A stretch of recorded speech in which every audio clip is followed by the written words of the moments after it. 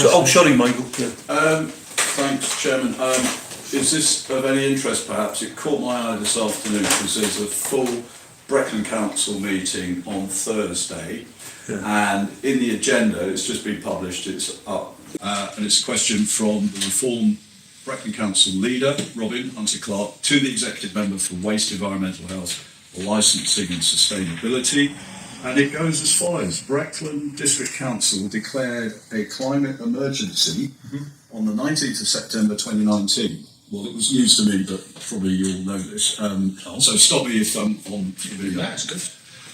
Could the Executive Member please confirm whether she and the current Cabinet still officially support this declaration? In addition, could she provide, number one, a detailed breakdown of the total cost to taxpayers of implementing policies related to the climate emergency, in single quotes, since the declaration was made, including any ongoing financial commitments. Number two, a commitment to bring this matter back for debate, to allow all members of this council the opportunity to consider and vote on. Number three, a list of all staff roles employed directly or contracted whose responsibilities are wholly or partly dedicated to climate change and the net zero agenda, including costings. Response from Councillor Helen Crane, Executive Member for Waste, Environmental Health, Licensing and Sustainability. I and we do still support our vision for sustainability. The Council's corporate plan is clear that one of the ways we need to work smarter is by being more sustainable to enable us to continually improve the delivery of our services for our residents, businesses and communities. The Breckland 2035 strategy is about reducing our own impact and embed this in all that we do, using our regulatory powers to influence behaviour change through planning. Bear with me, there's a bit more to go. Planning, waste and recycling, etc. And also enabling residents and businesses to take their own action. We believe that everyone has the right to a safe and warm home, but our residents want and deserve a nature-rich place to work, learn, live and play, with clean air and water, which of course supports physical and mental well-being, and cheaper fuel bills, all of which are inextricably linked. Number one, the Council allocated £525,000 in February 2021 for its Sustainability Strategy 2021 to 2035 work programme, and of course the Council continued to vote annually on its budget and will continue to do this. Number two, to date the Council has spent £218,000 while levering in an additional £699,000 of external funding. A. The £218,000 spent to date includes over £100,000 worth of community grants distributed and £25,000 to plant and protect over 2,400 trees at Oxborough Hall in partnership with the National Trust. Point B. The leveraged in funds include two separate successful submissions to Sport England. Firstly, for solar panels at Dereham Leisure Centre, and secondly, for solar panels and battery storage at Breckland Leisure Centre in Thetford. These will not only make a significant operational run cost saving, brackets cost avoidance, which will positively impact the outcome of our PFI arrangement at the next benchmarking, close brackets. It will increase the asset value and of course creates a significant carbon saving. We're almost there, folks. Point C, the rolling Breckland 2035 work plan is continually under review, but at present there is no committed ongoing financial commitments. Number three, we are always willing to have a debate on this topic. And finally, number four, sustainability is embedded across the council and therefore the responsibility is shared and picked up by multiple teams across the council. An executive director does take a strategic lead with support from a corporate policy graduate. Over brackets, note, we do not disaggregate resource spend across work activities. Close brackets, end. So, There you have it. So what I'm picking out there is Can you just repeat that?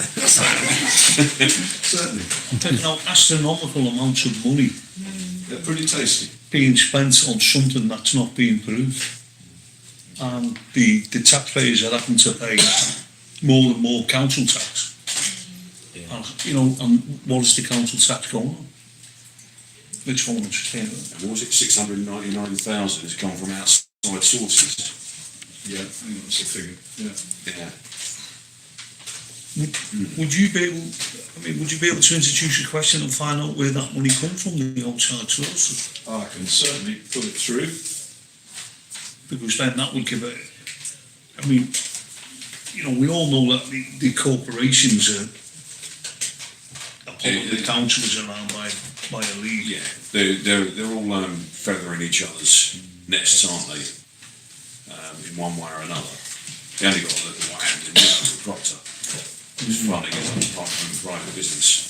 At the end of the day, all these solar panels, not just in the leisure centres, Tesco's have got them, other supermarkets, they're everywhere. They can't be recycled. They're dim in the sun. So what effect are they going to have anyway? And Germany have just introduced a sun tax Yes, for people with solar panels. yeah. Would we be able to get a copy of that? Yeah, sure. That letter. Did you get my WhatsApp text? 'Cause obviously- Sorry. Go on, Mikey. Did you get my WhatsApp text, Chairman, yesterday? Because I got the number off. No, I never got. Oh, okay, I'll need to check it, but that would Yeah. be the easiest. But yeah, sure.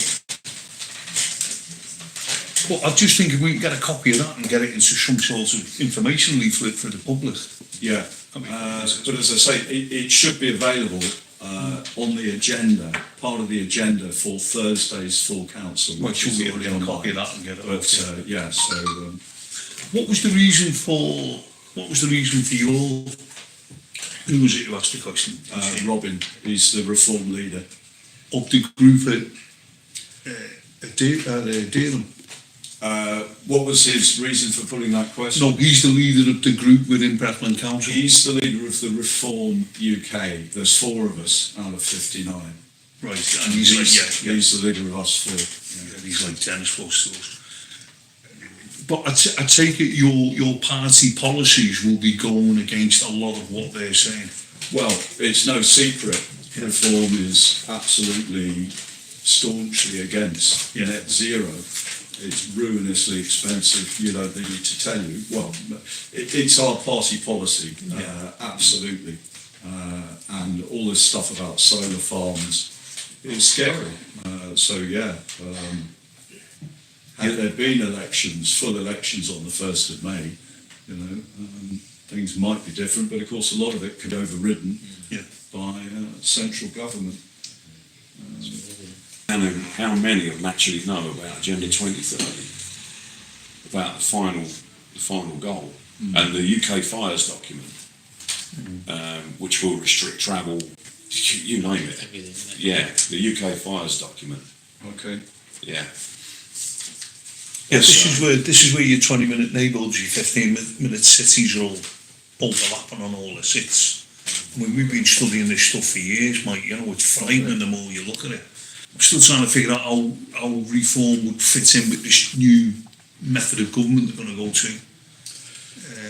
Because I take it you would sweep the board anyway, but they would then hand you that new method of government, wouldn't it? It would be interesting to see what the party would then do with that. We can all see what's happening in Kent, where Reform have got pretty much complete control.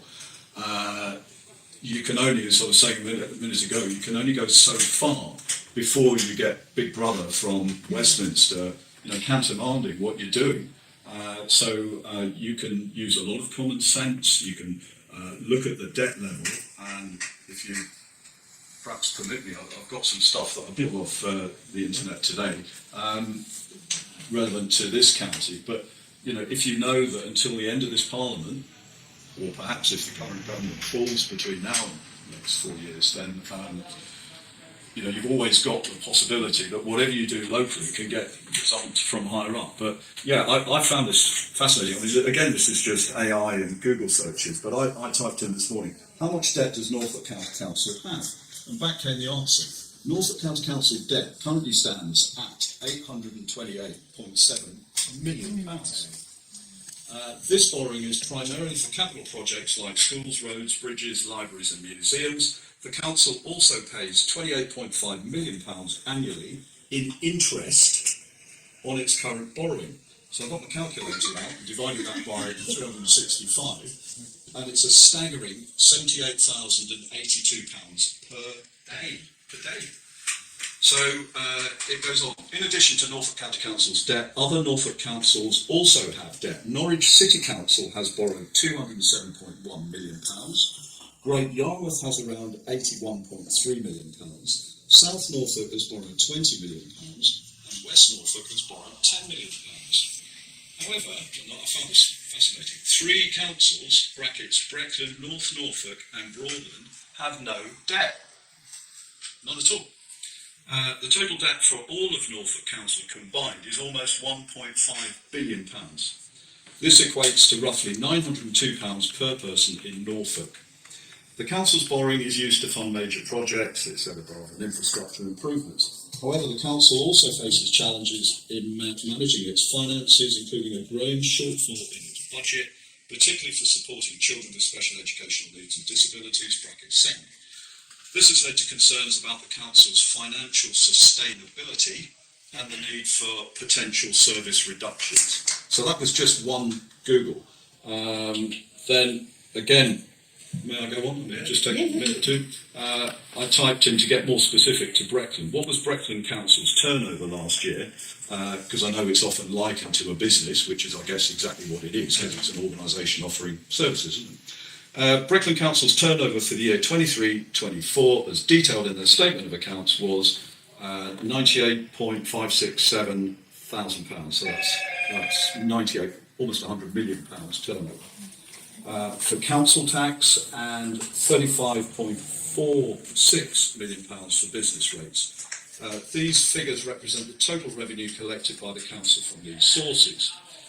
Council tax, so the above figure, £98.5 million, was collected from 62,183 homes with a collection rate of 97.2%. How much surplus did Breckland Council make last year? Breckland Council generated a surplus of £2.4 million in 2023-24, with Breckland share being 966,000. Didn't quite understand that. This surplus will be included in the 2025-26 budgets. Overall surplus is